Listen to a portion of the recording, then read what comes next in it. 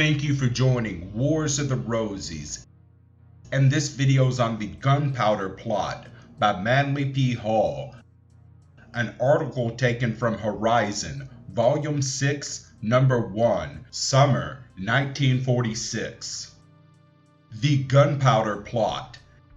During the reign of King James I, a plot was devised to blow up the House of Lords, and thus destroy with a single blow the king and the entire Peerage of England. James I was intolerant in his religious viewpoints, and there was much persecution during his reign. The king made many enemies, and Parliament for the most part backed him, thus sharing in his unpopularity. The political enemies of the king obtained the services of an illiterate fellow by the name of Guy Fawkes, whose first name has bestowed the word Guy to modern slang. Learning that the cellars of the Parliament building were for rent, Fawkes obtained the lease and stored 36 barrels of gunpowder directly under the chambers of state, in readiness for a special meeting of Parliament on November 5th, 1605, at which time the king and most of the royal family would be present.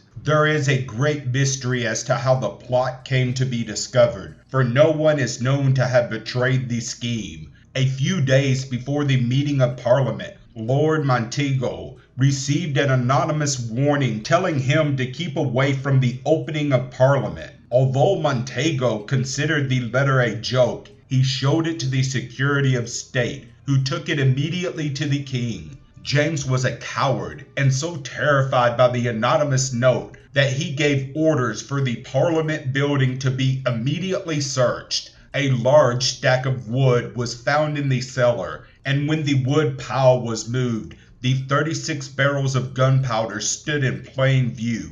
Guy Fawkes and such of his confederates as could be discovered were executed on January 30th and 31st, 1606 at the west end of St. Paul's Churchyard.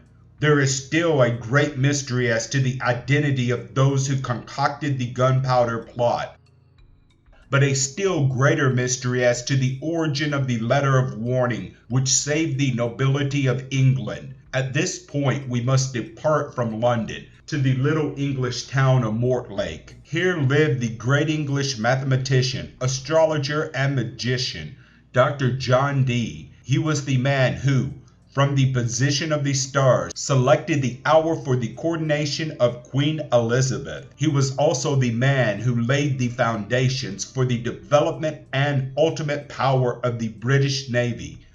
John Dee was a scholarly man, tall and handsome, with a snow-white beard, and it is especially noted that he wore an ample gown with long flowing sleeves.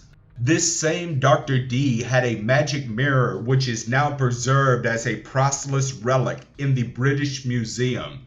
He would sit quietly in his study, and gazing into the mirror would see visions of things happening in all parts of the world. His mirror was a piece of solid pink glass about the size of an orange. It was in this magic mirror that he saw the gunpowder plot. It is quite possible that he was the one who wrote the mysterious letter to Lord Montego. In any event, Montego took the letter to Dr. Dee, and it was this wise old magician who recommended that it be shown to the king. Dee must have chuckled in his beard when his own letter was brought to him to be explained.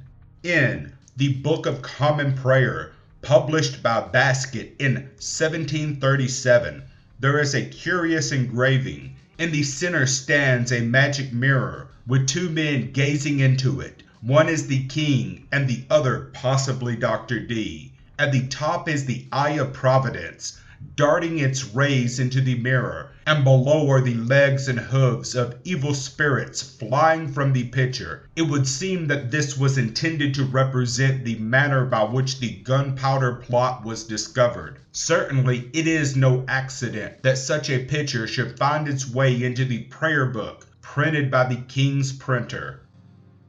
Thank you for watching, and please don't forget to share, like, subscribe, and comment. And if you can, please consider donating to Wars of the Rosies.